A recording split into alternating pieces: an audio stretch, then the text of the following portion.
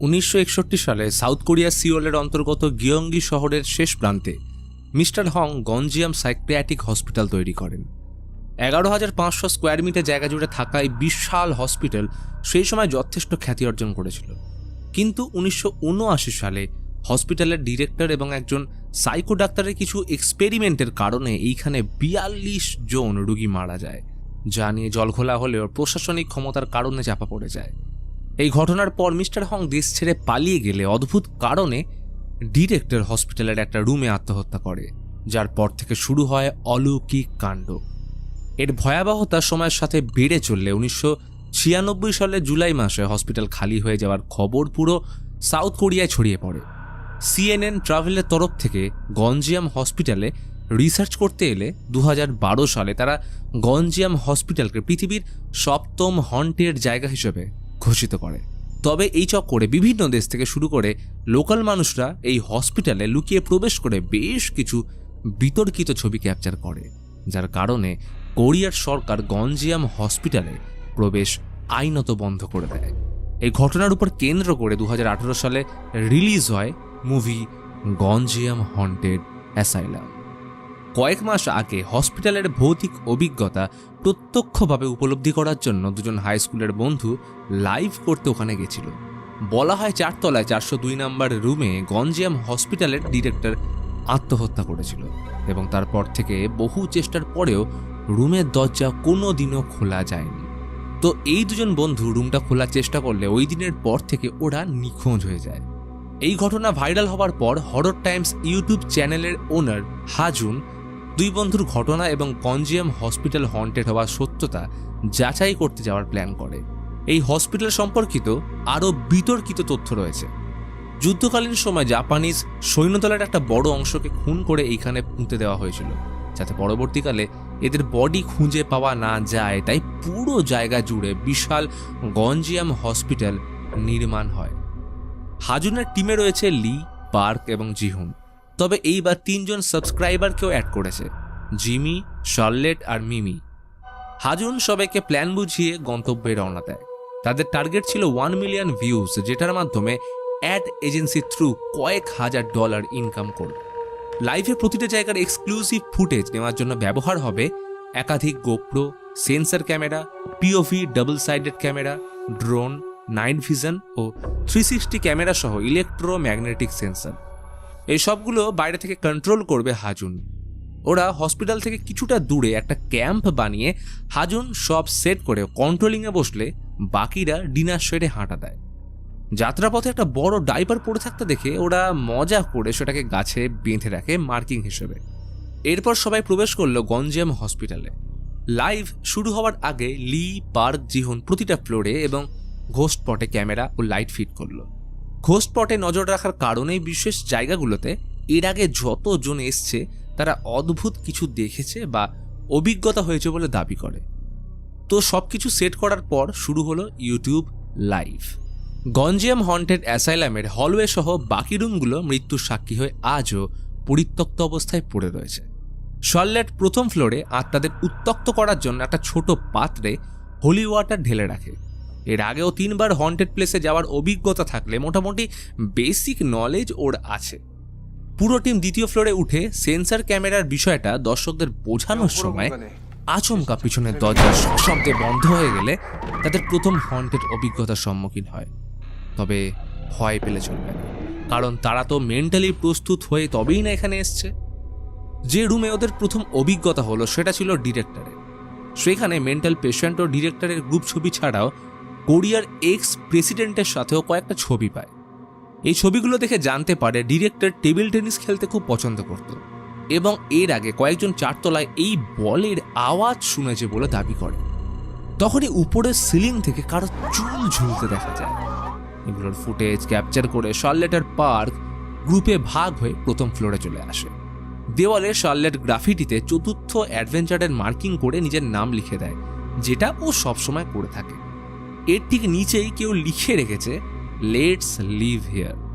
পাশের ল্যাবে ঢুকলে দেখে সেখানে পড়ে রয়েছে ব্যান্ডেজ, ওষুধ, ইনজেকশন, মাইক্রোস্কোপ ছাড়াও কেবিনেটের ভিতর একটা পুতুল। আর এই পুতুলটাই গ্রুপ ছবিতে একজন পেশেন্টের হাতে ছিল। শার্লেট জানায় সোশ্যাল মিডিয়াতে ঠিক এই জায়গায় তোলা একটা ছবি আপলোড হয়েছিল যেখানে মেয়েটার পিছনে একটা ছায়াকৃতি কাউকে দেখা যায়।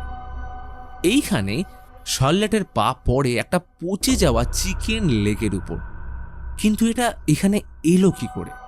এদিকে জিমি আর মিমি 3rd ফ্লোরে টেবিল টেনিস বোর্ডটা খুঁজে পায়, যেটা একসময় ডিরেক্টর ব্যবহার করত। এই ফ্লোরগুলোতেই নাকি মেন্টাল পেশেন্টদের রাখা হতো, যার কারণে পাশের বাথরুমটা ঘোস্ট স্পট হিসেবে বেশি পরিচিত। এবং ঠিক এর উল্টো দিকে রয়েছে একটা ওয়াটার স্টোরেজ। ততক্ষণে শার্লেটরা পৌঁছে যায় অভিশপ্ত 402 রুমের সামনে, যেটা আজ অব্দি কেউ খুলতে না পারলেও ওরা আজ খুলেই ছাড়বে। ইতিমধ্যে লাইভ কাউন্ট 55,000 টপকে গেছে। হাজুন আনন্দে প্রতিটা ক্যামেরা চেক করে নেয়, কারণ এইবার শুরু হবে আসল খেলা। ওরা ডিরেক্টরের রুমে আত্মা ডেকে আনা রিচুয়াল করতে চলেছে। ওদের মধ্যে Mimi as a guest ritual complete করে অপেক্ষা করার পর আচমকা মোমবাতির আলো নিভে লাল সুতোয় ঝুলানো ঘণ্টাগুলো বাজতে শুরু করে। পরিস্থিতি খারাপ হচ্ছে দেখে সবাই বেরিয়ে আসলে মিমি লক্ষ্য করে অলৌকিক গতিবিধি শুরু হতেই প্রতিটা সেন্সর ক্যামেরা উল্টো দিকে ঘুরে গেছিল, যা প্রমাণ করে গঞ্জিয়াম অ্যাসাইলাম সত্যি হন্টে। ইতিমধ্যে লি আর পার্কের কাছে হাজুনের কল আসলে বাকিদের থেকে হঠাৎ আলাদা হয়ে যায়। আর এইখানে আসে সব থেকে বড় চমক। আসলে এতক্ষণ যা কিছু দেখানো হচ্ছিল বা তাদের সাথে ঘটছিল তা সবটাই ফেক। হাজুন, লি আর পার্ক আগে থেকেই বাকিদের না জানিয়ে সবকিছু সাজিয়ে রেখেছিল, যাতে সব দর্শক এমনকি বাকি টিম মেম্বারদের অলৌকিক গতিবিধি সত্যি বলে মনে হয়। হাজুন খুশি হয়ে তাদের এইভাবে কাজ চালিয়ে যেতে বলে, কারণ ভিউজ 1 লক্ষ টাচ করে গেছে। কথা শেষ করে ফোন রাখতেই আচমকা হাজুনের মনিটর ও লাইট ফ্লিকার করতে শুরু করে। তবে আচমকা সব ঠিক হয়ে গেলে এক শিহরণ জাগানো হাওয়া বয়ে যায়। এদিকে পুরো টিম ল্যাব কভারেজ করতে গেলে অবাক হয়ে যায়, কারণ এই পুতুলটা কেবিনেট থেকে বাইরে তার জায়গা পরিবর্তন করেছে। শার্লেট তো একদম শিওর যে পুতুলটা এখানে ছিল না, তাহলে ওদের ছাড়া নিশ্চয়ই কেউ এখানে আছে।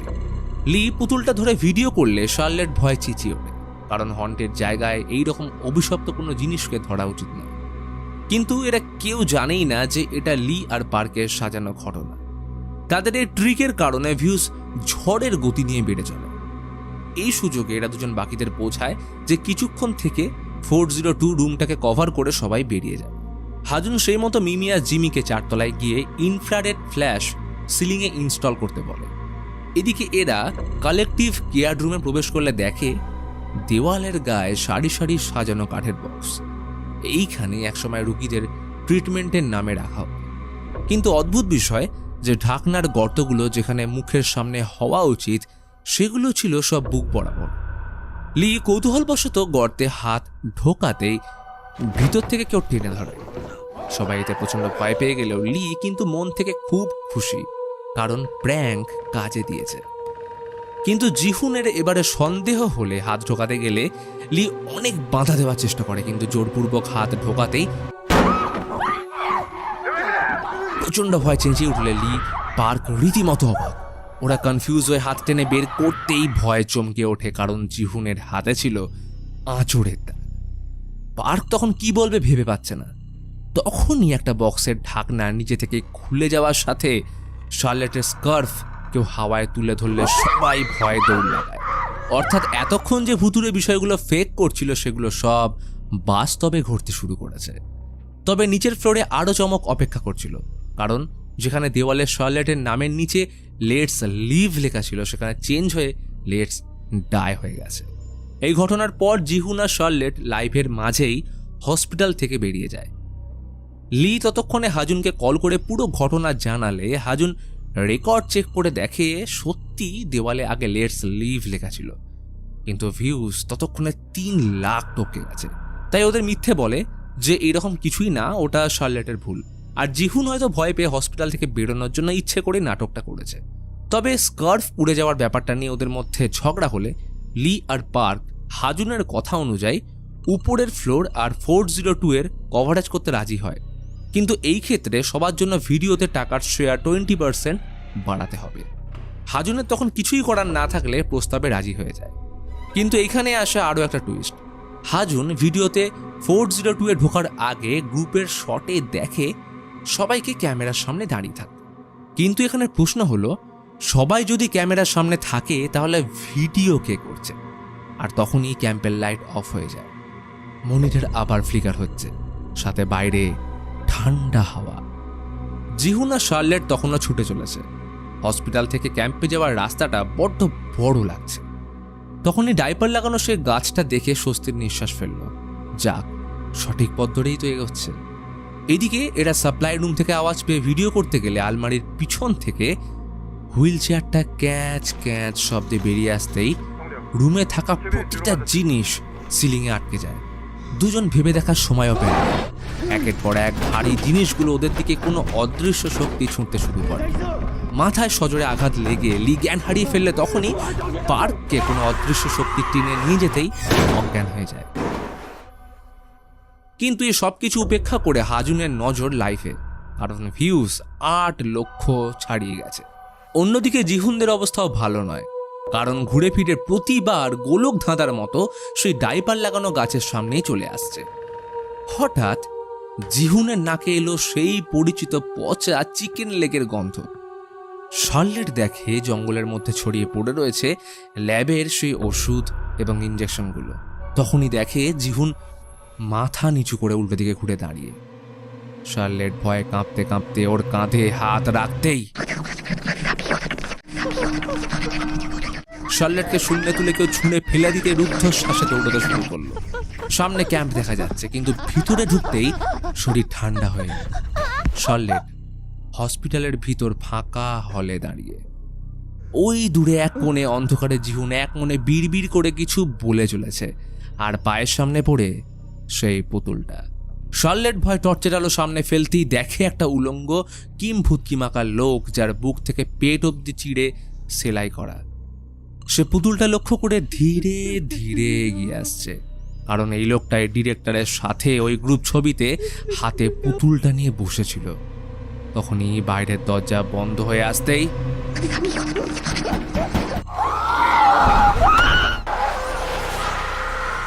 এরপর কতক্ষণ কেটেছে খেয়াল নেই।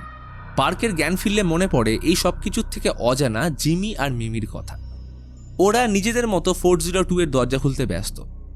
পার্ক ওদের ছেড়ে সব পালাতে জোর করলে হাজুন প্রচণ্ড রেগে যায়, কারণ ভিউজ জাস্ট 1 মিলিয়ন থেকে একটু দূরে। হাজুন ওদের কল করে দরজা খুলতে জোর করলে পার্ক লাইভে বলে দেয় শুরু থেকে ওরা সবকিছু ফেক করছিল, কিন্তু ওই রিচুয়াল আর পুতুল ধরার পর থেকে যা হচ্ছে সবটাই রিয়েলিটি। আসলে গঞ্জিয়াম সত্যিই হন্টেড। তাদের বাকি সাথীরা আদৌ বেঁচে আছে কিনা সন্দেহ, তবে লিকে খুঁজে যেমন করে হোক হসপিটাল ছেড়ে পালাতে হবে। পরিস্থিতি তখন আউট অফ কন্ট্রোল হচ্ছে দেখে হাজুন পিওভি ক্যামেরা সেট করে ড্রোন সহ নিজেই বেরিয়ে পড়ে হসপিটালের উদ্দেশ্যে। ততক্ষণে পার্কদের দিকে অন্ধকার থেকে সজোরে একটা টেবিল টেনিস বল ওদের দিকে কেউ ছুঁড়ে দিতেই 402 এর দরজার লক ভিতর থেকে কেউ খোলার চেষ্টা করতে থাকে। তখনই শুনতে পেল ভিতর থেকে শার্লেটের মর্মান্তিক চিৎকার। পার্ক ভয় পালানোর চেষ্টা করতে আচমকা সিলিংয়ে লাগানো সেন্সার লাইটগুলো একে একে ফ্ল্যাশ হতে শুরু করে, কিন্তু যতদূর চোখ যাচ্ছে সামনে কেউ নেই ওরা তিনজন ছাড়া। তখনই 402 এর দরজা নিজে থেকে খুলে যেতেই হাজুন বাইরে থেকে হসপিটালের ভিতরে কি হচ্ছে ড্রোন দিয়ে দেখার চেষ্টা করলে ভয় স্তব্ধ হয়ে যায়। উপরের খোলা জানলার সামনে কেউ একজন শার্লেটের মাথা চিবিয়ে খাচ্ছে। অন্যদিকে 402 রুমের ভিতর অন্ধকার কাটলে দেখে ওরা জলের মধ্যে দাঁড়িয়ে। গোটা রুমে কোনো জানলা নেই, এমনকি যে দরজা দিয়ে ওরা ভিতরে ঢুকেছিল সেটা পর্যন্ত উধাও। হঠাৎ সবাই উপরে তাকালে অবাক, কারণ সিলিংয়ের জায়গায় উপরে জল ভাসছে। কিন্তু এটা কি করে সম্ভব? পার্ক ভয় কাঁপতে কাঁপতে দেখলো সবার মুখের পিছন থেকে একটা হাত তাদের ধরার চেষ্টা করছে। তখনই ও কারোর উপস্থিতি অনুভব করতে পারলে নাইট ভিশন ক্যামেরায় দেখে একটা মেয়েকে স্কুল ড্রেস পরে দাঁড়িয়ে থাকতে। অর্থাৎ এটাই সেই মেয়ে যে কয়েক মাস আগে গঞ্জিয়াম অ্যাসাইলাম থেকে নিখোঁজ হয়েছিল। তখনই একটা হাড় কাঁপানো আওয়াজ, এর সাথে ক্যামেরা ফ্লিকার করতে শুরু করলে দেখে সামনে দাঁড়িয়ে সেই 42 জন মৃত পেশেন্ট। আর তখনই প্রত্যেকের মৃত্যুর সাথে গঞ্জিয়াম অ্যাসাইলাম ধীরে ধীরে জীবন্ত হয়ে উঠছে। ভিউজের লালসায় হাজুন হসপিটালে প্রবেশ করতেই ভিতরের পরিবেশ ঠান্ডা হয়ে আসে।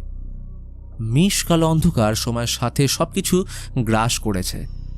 হাজুন নাইট ভিশন ক্যামেরা অন করতেই মনে হলো পিঠে কারোর স্পর্শ। ভয়ে কাঁপতে কাঁপতে ক্যামেরা যত ঘোরায় কাঁধের কাছে নিঃশ্বাস তত জোরালো হচ্ছে। আর তখনই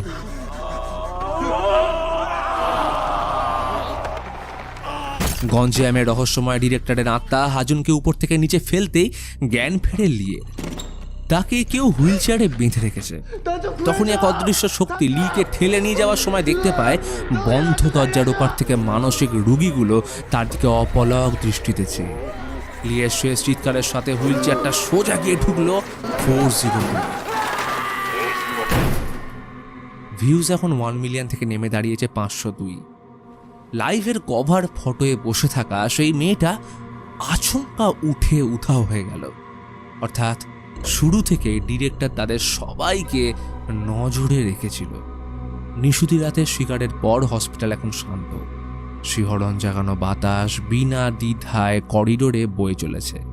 তখনই পাত্রে রাখা শার্লেটের ফুটন্ত হোলি ওয়াটার যেন মনে করিয়ে দেয় তারা সেখানে আছে। এইবারই ঘটনা সম্পর্কিত কয়েকটা তথ্য বলি। মুভিতে 402 নাম্বারের অভিশপ্ত রুমটা দেখালেও বাস্তবে অভিশপ্ত রুমটা ছিল 202 আর 206। গঞ্জিয়াম অ্যাসাইলামের ভয়াবহতার কারণে এই মুভিটা বুসানের ন্যাশনাল মেরিটাইম হাই স্কুলে শ্যুট করা হয়েছিল। তবে এই মুভি রিলিজের পর গঞ্জিয়াম অ্যাসাইলামে বেআইনিভাবে লোকজন যাতায়াত বেড়ে যাওয়ায় সেই বছরেই গঞ্জিয়াম অ্যাসাইলাম ভেঙে ফেলা হয়। কিন্তু আজও হসপিটালের জমি বিক্রি না হওয়ায় সেটা পরিত্যক্ত অবস্থায় পড়ে আছে।